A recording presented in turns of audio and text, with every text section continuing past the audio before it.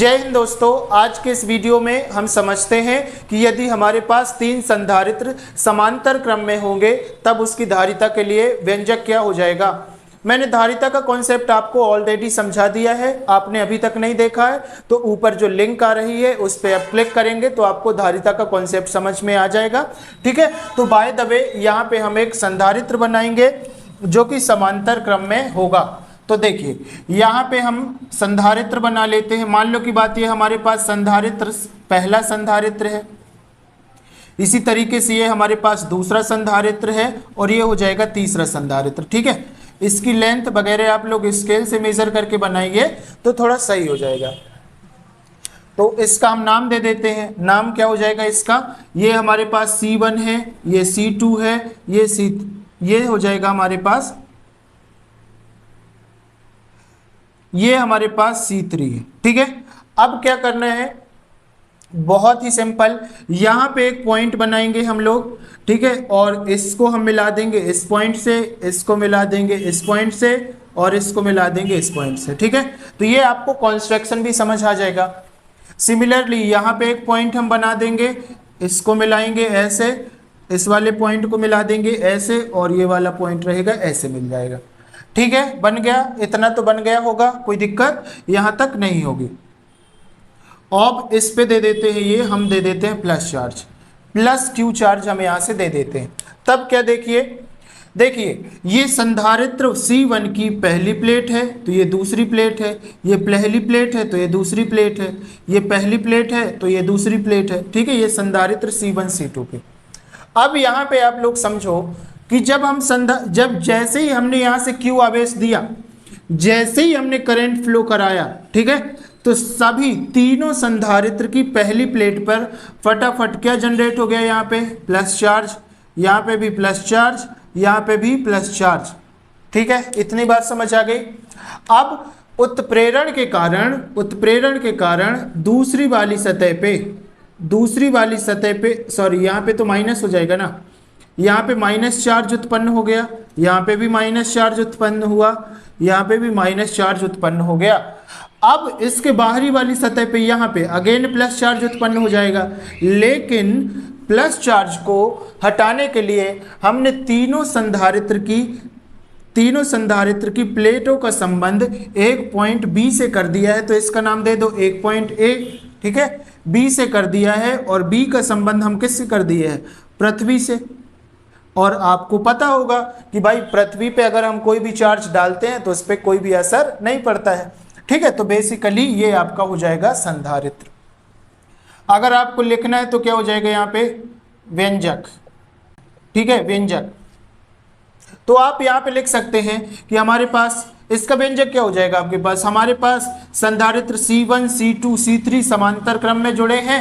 ठीक है, तीनों संधारित्र की पहली प्लेट को बिंदु A से जोड़ दिया है तथा दूसरी प्लेट को बिंदु B से जोड़ दिया है।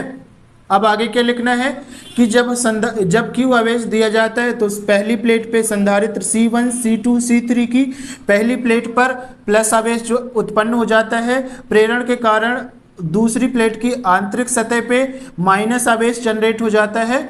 ठीक है, उत्पन्न हो जाता है, जनरेट हो जाता है, और हम दूसरी प्लेट का संबंध पॉइंट सभी मतलब संधारित्र C1 C2 C3 की दूसरी वाली प्लेट का संबंध B पॉइंट से कर देते हो। B पॉइंट को हम जोड़ देते हैं पृथ्वी से, जिससे इसका जो नेट चार्ज होगा वो पृथ्वी पर चला जाएगा। अब देखो यहाँ पे हम लोगों ने ऑलरेडी पढ़ चुका है ना, क्या पढ़ चुका है कि भाई हमारे पास आवेश इज इक्वल टू होता है CV। तो देखो ये C1 है तो मतलब इसमें हो जाएगा Q1, इसमें हो जाएगा Q2 आवेश और इसमें हो जाएगा Q3 आवेश। ठीक है, बिकॉज आवेश जितना यहाँ पे दिया वो डिस्ट्रीब्यूट हो गया हमारे पास। तब हमारे पास यहाँ पे अगर हम आवेश निकालेंगे पहली प्लेट के लिए या पहले संधारित्र के लिए, यहाँ पे चाहो तो लिख सकते हो प्रथम संधारित्र के लिए संधारित्र। ठीक है, प्रथम संधारित्र के लिए निकालेंगे तो क्या हो जाएगा हमारे पास, Q1 is equal to C1V हो जाएगा, C1V, V यहाँ पे विभवांतर है। और इसी तरीके से ये हो जाएगा दूसरी प्लेट के लिए, दूसरे संधारित्र के लिए Q2 is equal to C2V, और तीसरे संधारित्र के लिए हो जाएगा हमारे पास C3V। ठीक है। यदि या हमारे पास अगर कुल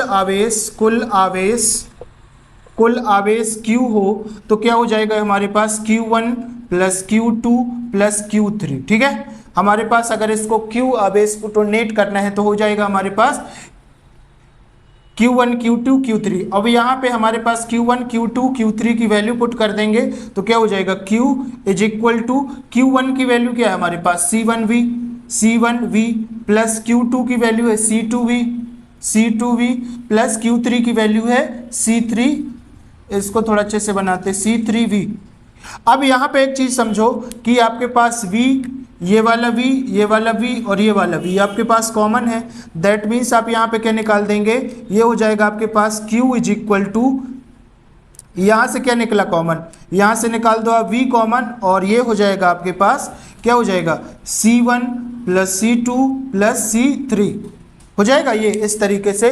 और आपके पास Q इज इक्वल टू क्या होता है CV होता है तो Q के प्लेस पे मैं क्या रख दूंगा CV, तो ये हो जाएगा आपके पास CV is equal to V तो कॉमन ऑलरेडी यहाँ से निकला है और ये हो जाएगा हमारे पास C1 plus C2 plus C3, ठीक है। और ये V से ये V कट जाएगा तो ये हो जाएगा अपने पास C is equal to C1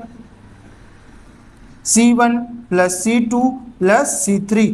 और आफ्टर ऑल यही है आपके पास समांतर क्रम में जुड़े हुए 3 संधारित्र की धारिता के लिए व्यंजक, ठीक है। तो ये हमारे पास बहुत ही छोटा कॉन्सेप्ट था। आई होप सो कि ये भी आपके समझ में आ गया होगा, ठीक है। इस पे कोई बहुत महान तीर हमने नहीं मार लिया, बहुत छोटा कॉन्सेप्ट था हमारे पास। तो अगर वीडियो अच्छा लगा हो तो वीडियो को लाइक करें, चैनल को सब्सक्राइब करें और अगर आपको किसी और टॉपिक पे वीडियो चाहिए तो आप मेरे को टॉपिक भी कमेंट कर सकते हैं, तो मैं उस टॉपिक पे वीडियो बना के डाल दूंगा, ठीक है। तो बस आज के लिए इतना ही।